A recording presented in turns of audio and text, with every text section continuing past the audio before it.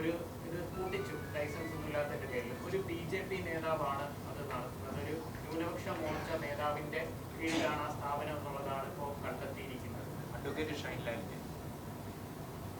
എനിക്കറിയില്ല കേട്ടോ ഈ വിഷയം. സ്ത്രീകൾക്ക് നേരെ ഇത്തരം ഒരു നടപടി വരുന്നു എന്നുള്ളത് ഒരുപക്ഷെ നമ്മൾ ഈ നാരീശക്തി, നാരീ പൂജ, നാരികളുടെ സംരക്ഷണം എന്നൊക്കെ പറയുന്ന ഒരു ബ്രാക്കറ്റിൽ ഒതുക്കി നിർത്താതെ അവർക്ക് വേണ്ടുന്ന സംരക്ഷണം അവരുടെ പ്രവർത്തന മേഖലകളിലെല്ലാം വരണമെന്ന് പറഞ്ഞപ്പോൾ സിനിമയിൽ തന്നെ ആയാലും WCC മുമ്പോട്ട് കൊണ്ടുവന്ന നിർദ്ദേശങ്ങളെല്ലാം കോടതിയുടെയും കേരളം ഭരിക്കുന്ന സർക്കാരിൻ്റെയും പിന്തുണയോടുകൂടി ഇന്ന് പ്രൊഡ്യൂസേഴ്സ് അധിക ചെലവ് നടത്തി നിർവഹിച്ചുകൊണ്ടിരിക്കുകയാണ്.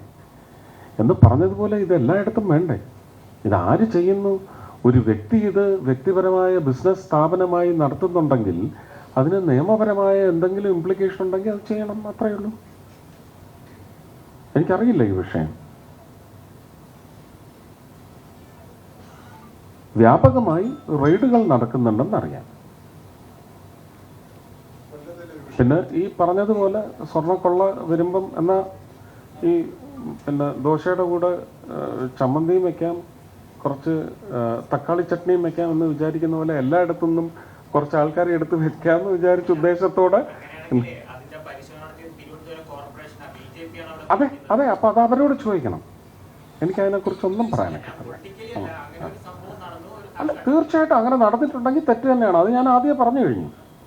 ഞാൻ പിന്നെ അതിൻ്റെ ഒരു എസൈഡാണ് പറഞ്ഞത്. അതിൻ്റെ ഒരു എന്താ അതിന് നമ്മൾ പറയാം, അതിൻ്റെ ഒരു കുഞ്ചുക്കുറുപ്പാണ് ഞാൻ പറഞ്ഞത്.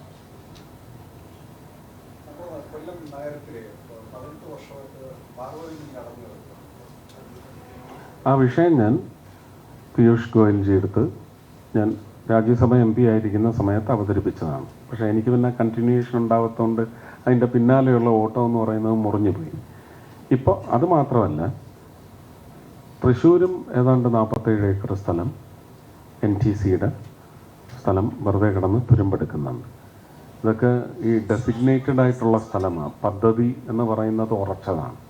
അപ്പോൾ അതുമായി ബന്ധപ്പെട്ട് ഇപ്പോൾ തൃശ്ശൂർ ഉള്ള വീവിങ് ഉൽപ്പന്നങ്ങളുമായി ബന്ധപ്പെട്ട് കച്ചവടക്കാർ മുന്നോട്ട് വന്നിട്ടുണ്ട്. ഒരു വീവേഴ്സ് പാർക്ക്, നെയ്ത്ത് പാർക്ക് തുടങ്ങാനായിട്ട് കേന്ദ്ര സർക്കാരിൻ്റെ പിന്തുണയോടെ ആ വിഷയം ഞാൻ അദ്ദേഹത്തിൻ്റെ അടുത്ത് അവതരിപ്പിച്ചിട്ടുണ്ട്. അതുപോലെ ഒന്ന് തന്നെ പാർവതി മില്ലിലും കൊണ്ടുവരണമെന്ന് ഞാൻ കഴിഞ്ഞ ദിവസം അതിൻ്റെ മുമ്പിൽ കൂടെ വന്നപ്പം തോന്നി.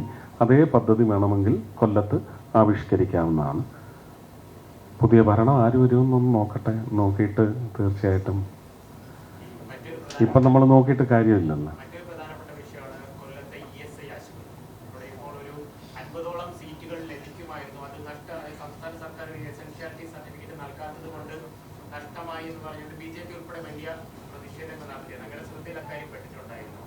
ശ്രദ്ധയിലല്ല, ഇത് എന്നെ അതിശയിപ്പിച്ചത് ശ്രീമതി വീണ ജോർജിൻ്റെ ഒരു പത്രസമ്മേളനമാണ്. ഞങ്ങളിത് ജനുവരി 7-ാം തീയതിയേ അറിഞ്ഞുള്ളൂ. 19-ാം തീയതി തന്നെ ഞങ്ങൾ റിപ്പോർട്ട് തയ്യാറാക്കി എന്നൊക്കെ പറഞ്ഞാൽ എനിക്ക് മനസ്സിലാവുന്നില്ല. ESI ഹോസ്പിറ്റലുമായി ബന്ധപ്പെട്ട് അവിടുത്തെ അഡ്മിനിസ്ട്രേഷനിൽ ട്രാൻസ്ഫറായി വന്നതും പോയവരുമായ എത്രയോ പേരുടെ അടുത്ത് ഈ വിഷയം 2017 മുതൽ ഉന്നയിക്കുന്നു.